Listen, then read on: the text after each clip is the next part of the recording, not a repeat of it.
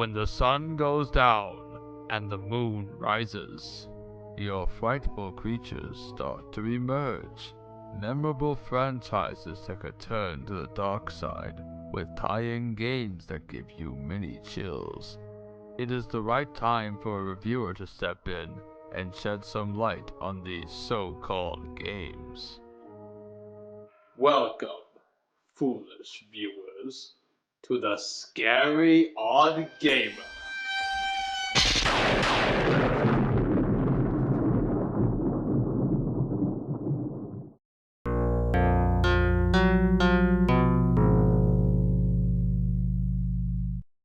Good evening again. It is I, the Scary OddGamer. Well, we talked about a ghost story, literally. So now we talk about horror folklores. And what better folklore to talk about than the vampire himself, Dracula. Well, that and there have been a few vampire movies that came out recently. For those who are unaware about its history, they'll allow me to explain. The story of Dracula was first published in 1897 by Irish author Bram Stoker. It became a huge hit to all readers around the world for many generations. Over 30 years later, Universal Studios would buy the film rights to Dracula and would later release the film in 1931 with Bela Lugosi as the famous Count. Although an earlier film named Nosferatu was released 9 years prior with Max Schreck as Count Orlok, a character inspired by Dracula. In the later years, Count Dracula would be portrayed by many actors including Christopher Lee in 1958 with the Hammer horror series, Frank Langella in 1979, and Gary Oldman in 1992, among others. Even Nicolas Cage played Dracula in the movie Renfield, released not too long ago, though not the first time he was involved with a vampire. I'm a vampire! I'm a vampire! I'm a vampire! Since then, the Count from Transylvania has been terrifying audiences for numerous years. And with it being successful, it's no surprise that Dracula would appear in other sources of medium, like video games.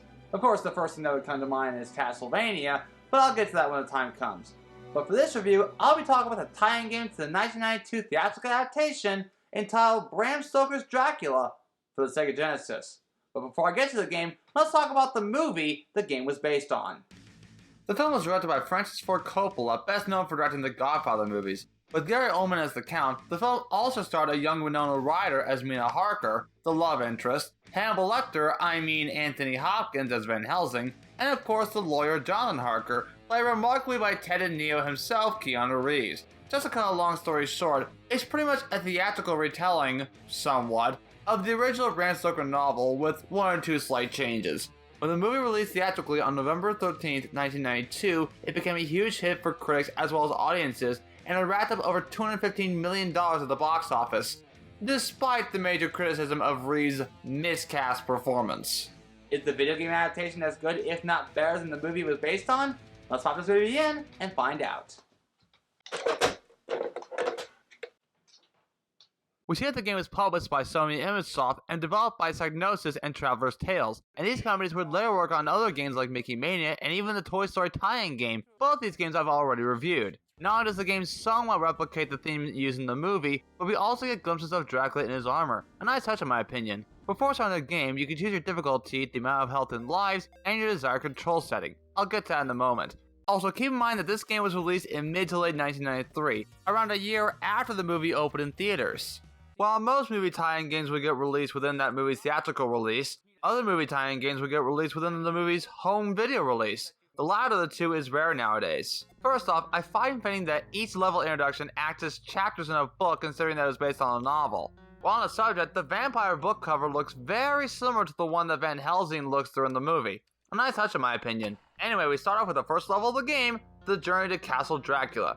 In this game, you play as Jonathan Harker. You know, the guy that Keanu Reeves plays in the movie. While you move with the control pad, the normal controls have you attack via sword with A, jump with B, and a missile weapon with C. But for the sake of making it more comfortable, I have the control set in which A is jump, B is attack, and C is your special weapon. You also have a beaker health meter on the bottom right corner of your screen that determines how many hits you can take before death, and your life counter is seen on the top right corner of your screen. It's self-explanatory. Anytime you lose a life, it respawns you right back to where you died at or last reached checkpoint via braziers. Kinda like those checkpoints from the early Sonic games. Lose all your lives and use to continue. And if I'm not mistaken, you only have 3 continues in this game before getting a game over, in which a page shows Harker dying and the credits roll via page turns. Excuse me, sir. You're not occupied with anything, are you? No, come on in. Wait, Huxgamr? Oh, hey, gamer. Love the outfit you gave me. It looks good. Thanks, I'm glad you like it. Thanks, dude. Say, are you playing Bram Stoker's Dracula for Genesis? Why, yes, Hux. Yes, I am. Dude, I love that game. And hey, if you like, I could be your harker for the review. Sure, why not? Thank you, kind sir. Anyway, back to the review. It starts you off in a tavern of all places, where you first encounter a drunk man lying on the ground, rats, and even bats. They're great survivors. All you do is find Van Helsing, yes that is him, who recommends you a special weapon to use in battle, which you only have a limited amount of. But do you have to find the weapon in order to exit? Well, not necessarily. You can just simply make your way to the exit by walking up to it and pressing either up or down on the control pad to exit that area. And in case you get lost or something, you have an arrow on the top center that points in the direction you need to go. Oftentimes it can be helpful, but other times, probably not. So after exiting the tavern, you're now outside. By the way, when you defeat a bat, this sound plays. That sound will be used again in Mickey Mania 2 years later. You'll also first encounter these spears that come towards you whether on the ground or on the ceiling, and even spiders. Eventually encounter the first boss of the game, Dracula in his coach driver disguise. So Harker was taken to Dracula's castle by Dracula himself? Okay then. While the driver is stationary, he only has his whip to try and stop you. However, at the time, you can slash your sword at him or fire away your missile weapons at him. The giant beaker you see up top shows how much remaining health each boss has. And certainly my sword is stronger than his long whip.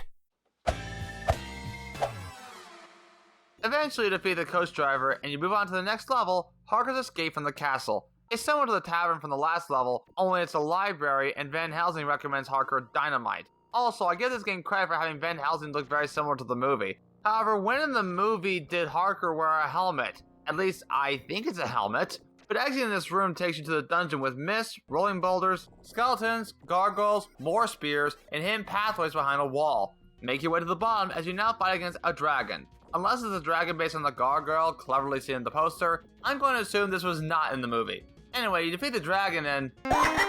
Oh no! Dracula's bride trail's coming after me! There's only one thing to do. Oh yeah? What's that? Something I've always wanted to do. Perfect the Joestar family's secret technique.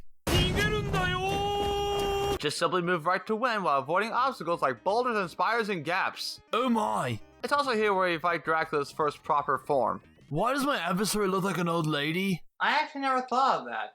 But if you look at his hair at a different angle, it kind of looks more like, a butt! yeah. Oh my gosh! Look at his hair! It is no laughing matter. Well, sorry about that. But it's still true. Dracula has a magic shield, I think, and a ball that you can easily jump over. Then you can attack him with your sword, but just don't get too close to him though. After a while, you'll then defeat Dracula, at least for now. On to the next level, the Journey to Civilization. Now we're in a stable of some sorts. At least there's a weight hanging from a rope that I can cut off. And look, there's Van Helsing. He wants me to find a wooden stake. Or you can take this randomly placed pistol. Don't even question it, it looks awesome. But once Harker exits, he then finds a rifle in a secretly placed area. What's great about the rifle is that he can shoot 5 bullets simultaneously. I guess you could say I'm a hot shot tonight. And you once again run into Dracula's brides. It's a simple boss fight really. After they fly around for a few seconds, they'll stop and land, which gives you time to slash them with your sword. But why use that when I have my rifle? Well, it does increase damage including boss fights, but like I said before, you only have a limited amount. Anyway, after defeating Dracula's brides, you then teleport in a building of some sorts, but the difficulty spike ensues because enemies are now defeated with at least 2 hits. There's also another area where you have to find Van Helsing and exit the area. Okay, why must there be zombies in a Dracula game? Am I playing Dracula or Castlevania? Seriously, Harker, did Dracula ever send out zombies at all? Not really. Yeah, I thought not. Anyway, you then fight another form of Dracula, now in his younger stage seen in the streets of London. While he does run across the area 3 times, he won't ever harm you at all. When he does stop, he'll throw a knife at you, but you can still attack him afterwards. Do that enough times, and Dracula's defeated again. Moving on to the next level, Hillingham Estate. By the way, I forgot to point out that you can also find extra lives in this game, just so I'll let you know. Anyway, venture to the floating tables helps you find Van Helsing and exit the area. And now we're in a cemetery with wolves and their handlers bouncing rocks in the next boss battle. Lucy in a white vampire dress. Make sure you land on the platform and not the tar because that can harm you. While she lands on a platform to throw a projectile, you can just simply attack her with a sword, like before. I know that Lucy was best friends with my fiancée Mina. That was until late one night when she was entranced by a wolf howl. Unfortunately, she would get bitten by said wolf, therefore turning her into a vampire. Wait, how do you know this? I promised Mina that we would write to each other. Oh, I see. Eventually you defeat Lucy, but the level's not over yet. It continues in the crypt with no skeletons to grab any books from. Instead, you have red shadows of the Grim Reaper that take about 3 hits to defeat, as well as a switch to pull and platforms to jump upon. It's here where you now fight Dracula in giant wolf form. You might be onto something. A few hits later and the wolf is done. At this time, I got married to Mina and told Van Helsing about where the Count slept. I brought him there. To Carfax Abbey. And that's exactly where it goes as we head to the next level, the trail to Carfax Abbey. In Carfax Abbey, you have wolves and floating tables. Also, I didn't notice this until now. If you pause the game, you'll see tiny Keanu Reeves clones yawning and repeat. Why do I somehow find this hilarious? Anyway, like before, you find Helsing and get out of here. It's here where you encounter spinning axes similar to the spears, rats, hatchet men, and blade-wielding women. Also, be sure to hop onto these platforms while avoiding fireballs spewing out of lava, which will instantly kill you if you touch it. Eventually, you fight a giant Renfield. In the movie, he's played by Tom Waits. But the only thing I remember about Renfield in the movie was that he would constantly shout, Master! Master! You promised me eternal life! almost every time. Deranged and deluded. A deadly combination. You honestly think that you're Dracula's servant? Not even your spiders agree with you. How about I shoot you down and slash you with my sword? How's that for eternal life? Wow, Hux. Very well put. Thanks, dude. But that leaves you against Dracula as a bat, and it's pathetic. He can fly around, but that won't do him any good. Just simply jump and attack him when you get a chance, and eventually you'll defeat him. This leads to the final level of the game, the final battle. You're now in the inner sanctum of Dracula's castle in Transylvania, filled with knights and men that throw knives at you, and you have nowhere to go but up. At long last, you fight the true form of Dracula, in his famous red armor, which he only wore in the film's prologue, back when he was still human. It's pretty much the same tactic as the previous boss fights, which makes the final boss fight pathetically easy. You pretty much use the same strategy when fighting his younger form, jumping and attacking until he eventually dies, therefore ending the game. As you strike to defeat Dracula, he reverts to his normal aging self. Gazing upon the helpless figure, a fleeting moment of pity touches your soul as if feeding to grow in power. And in one final massive effort, his body dissolves to an incandescent mist, quickly bleeding with the shadows of the ancient courtyard. The ground around you starts to shake, and so you run for the rough track that leads you back to civilization. A movement from above catches your eye, but has gone too quickly to see clearly.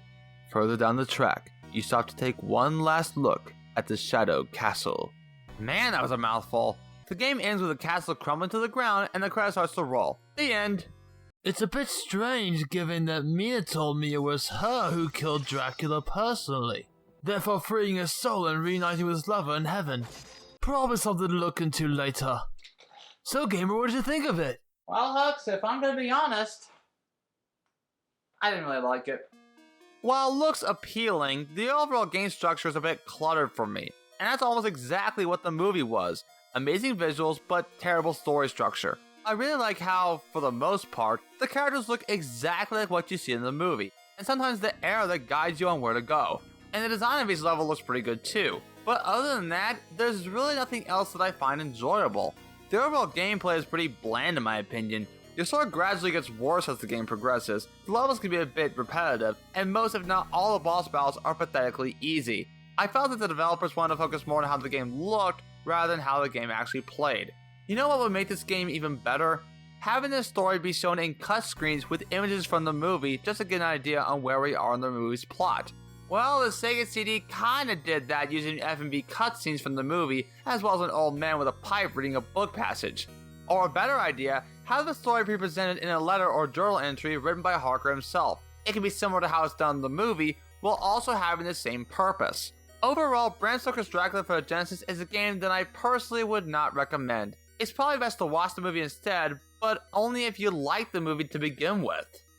While it's not the worst licensed game I've ever played, I just find it mediocre at best. But at least Hux did a great job as Harker. Thanks, dude. By the way, isn't there a certain review you were going to work on? Oh shoot, you're right! The 5-year anniversary! Thanks for reminding me, Hux. No problem. Later, dude. So we finally conclude another Scary OddGamer. But that also means I have to work on my next review, my 5-year anniversary review. And I think you all know what that is. Until then, I'm the Fairly Odd Gamer, and I wish you all good luck for the rest of your day or night, wherever you are. Take care, everyone.